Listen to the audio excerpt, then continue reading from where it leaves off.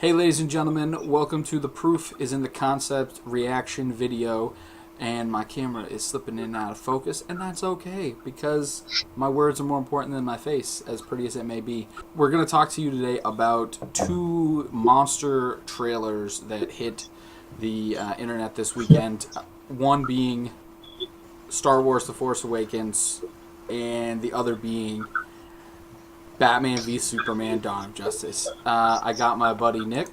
Yo. And my buddy Sam. What's up? And we're going to be talking to you about these two trailers. So Nick, Yeah.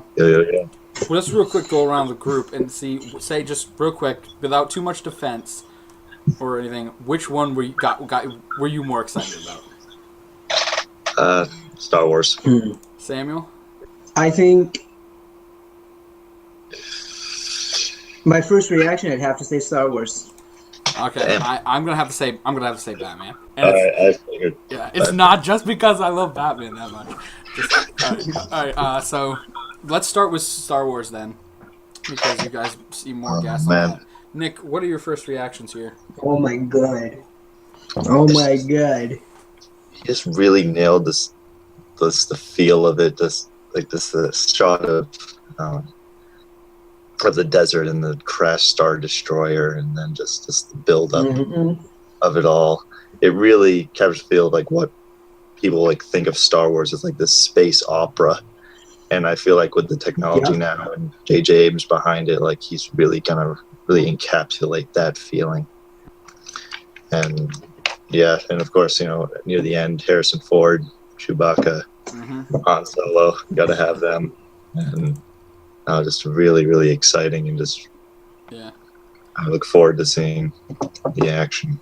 So, Sam, out of the new stuff that we saw in the trailer, I mean, outside of Chewbacca and Han, because that's really cool, out of the new items, the things that are made just for Force Awakens, what did you see that got you the most excited? I really liked the shot of the lineup of stormtroopers because it's a little bit reminiscent of the original trilogy, but also it's got this new fresh look about it. Yeah. That got me really kind of gassed. Yeah, the new masks are awesome. And I also liked, I don't know, one thing, it might be just me, but the girl, I can't remember the actress's name right now. Yeah. But she looks stinking like Natalie Portman. Yeah. And I'm like, oh my god, you look like Padme, and that's just awesome. Connections in my brain. Yeah, it could be a relative or something like that. I was really gassed by that. I just realized how funny it was to say this. That is, gasped by that mask.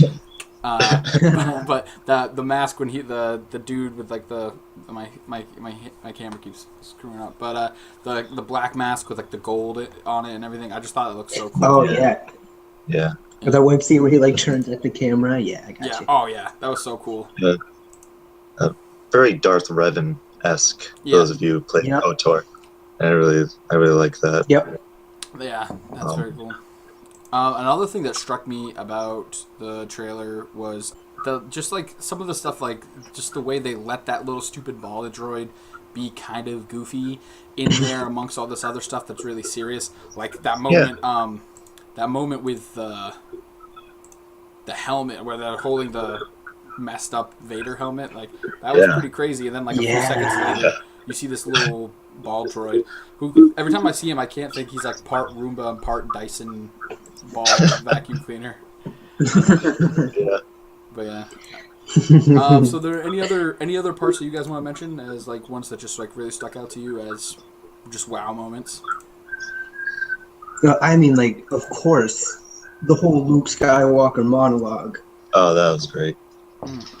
That really, it meant a lot to me to just kind of hear. I know you got the original actor, and now he's voicing in the trailer, and he still sounds like Luke Skywalker. And to me, that was just a big deal. Yeah, for me, honestly, I didn't recognize it at first because most of the time when I think about Mark Hamill's voice, I think about the Joker. And so when it doesn't sound like the Joker, I don't recognize it as Mark Hamill. Right. Yeah. I think that's kind of why it was so important to me. I was like, oh my god, he sounds like Luke Skywalker. Yeah. This is awesome. Yeah, the antagonists look really cool. That like specialized like chrome suit, stormtrooper. It looks really awesome.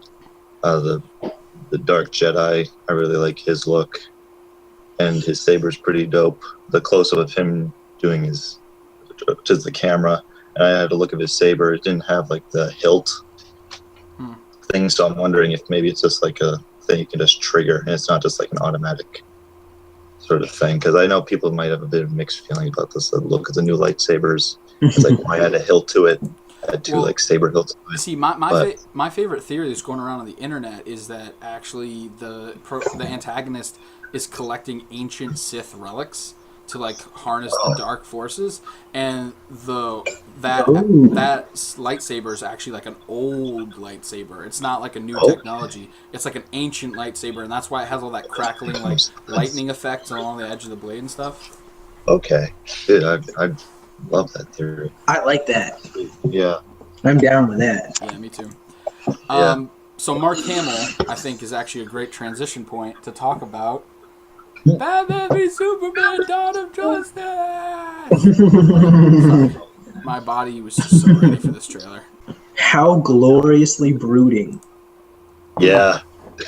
Very Just Zack Snyder-esque. That shot when he walks, he like kind of like ducks his head and like steps out from behind like the wreckage there. Yeah. Oh my god, I lost it. I lost my damn mind. It was amazing. The other thing about that trailer is a lot of that trailer is just about voices. We hear Jesse Eisenberg for the first time talking about the devil's not coming from below the ground, but coming from the sky, which is an awesome line. But you also hear, I believe that is legit Neil deGrasse Tyson talking about him saying that line about like the challenge is what we know about like all like that line. I'm like, I think that's Neil deGrasse Tyson, which is amazing because they were like, can we get an actual scientist like talk about like what's the ramifications of Superman? And then I think the third voice we hear is Laura Linney, who plays who does the voice of Elastigirl and stuff. She's a great actress, and she seems to be talking about Superman, like challenging him, like, so that's cool. And then we hear Jeremy Irons, who plays Alfred, his voice when they show that clip of Ben Affleck's face, like seeing my god. Yeah, seeing Bruce Wayne was almost as exciting as seeing Batman. Yes. Yeah. As what it definitely was. Nick, was there like any part that really stuck out to you? I found the shot interesting of Superman in like the bunker and like three soldiers like kneeling but with like Superman logos. I'm like, is it like, does he have his own task force now? Is it like he has his own like security force? Yeah, what is that? Police the world? Like, what is that? Yeah, like, it brings about a lot to think about. I know Justice League did something like that, like the animated series of like the different universe where Superman, or I know it was Injustice, the video game where Superman loses Lois Lane and all that, and he becomes just this like dictator. And I'm wondering like what causes that shot to happen. Yeah. Sam, anything that stuck out to you? I think like kind of like what you were saying, what really sticks out to me is sort of how throughout the course of the whole trailer we're getting everybody else's opinion of Superman. Right. Yeah. I really liked how it had that effect. Yeah.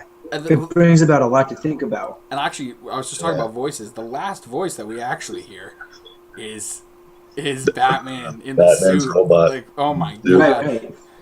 Do you bleed? Yeah. I think it's kind of cool because it sounds different than Christian Bale's Batman. Because Daredevil kind of sounds like Christian Bale's Batman. Like, you know, like this masked vigilante thing, and like even Arrow has like the distorted voice. You have failed this city.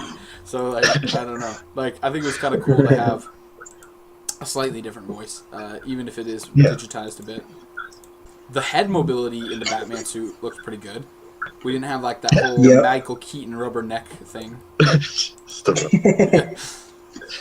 Yeah. I also love that the brow of the Batman suit is like permanently angry. Like it's the angriness is like caked right into the suit. Yeah. It's just so intimidating. Yeah. So good. So, Yeah. I mean, also we didn't talk about this, but the Superman statue at the beginning with the graffiti, I thought that was With the false god. yeah. Yeah, that stuck out a I bit. think that's yeah, a great idea because they're saying they took a lot of inspiration from the Dark Knight Returns comics, but in those, yeah. Superman is like Ronald Reagan's best friend that he like sends on secret missions, Oh, and Batman Yeah. is like this guy who's like, yeah, the government kind of sucks sometimes. Mhm. But the other thing about it is like the way they use like these news clips in the trailer reminds me of the Dark Knight Returns because they have so many panels of news coverage in that comic. Yep. Just like give you an idea because like the kind of way it plays off media and government and stuff. I think is important to the whole dynamic of Batman and Superman working because like Batman's like, I'm not doing this to have a statue built of me, and maybe Superman didn't ask for a statue to be built of him either, but yeah, he is certainly a little bit more splashy. yeah, yeah, Yeah. So overall, I would say that both of these trailers were pretty badass. yeah. One real thing, real quick, we could mention too is also the Ant-Man trailer that dropped this week was pretty phenomenal as well. Dude, oh my God. Cool. Like the first one, like the first trailer, like piqued my interest, and then just like they just wait till like 2-3 months before the release and just drop all Yeah, this footage, like- all the action shots of this That movie. trailer. It's like those effects just blow my mind. But yeah, the effects for Ant-Man look incredible. Corey Stoll is awesome. I'm excited for him in that movie. He looks pretty badass. I would just like the way they incorporated the humor. I think it's gonna be a good balance. Yeah, Definitely. I really liked how Paul Rudd made the joke about how he didn't pick a superhero name. Yeah. Yeah. I mean, the name Ant-Man is just so easy to make fun of. I thought that was a little great bit. Indeed. So, ladies and gentlemen, this has been The Proof is in the Concept reacts to superhero trailers and Star Wars trailers as well. Let us know what you guys think, and we'll probably be freaking out in the coming days. Since it's only 13 days till Ultron and only Oh my god. 90 what 90 yeah Till 90 days till Ant-Man. Yeah. Yep. 90. Yeah. Yep. That So sounds about right. that's crazy. Which means it's 91 days till my birthday. Ant-Man comes out right before my birthday. So if you're looking for gift ideas, hit up fandango.com. No, anyway. It was good. I'm Tyler Sweeney. I'm Nick. Sam. Thank you guys for watching.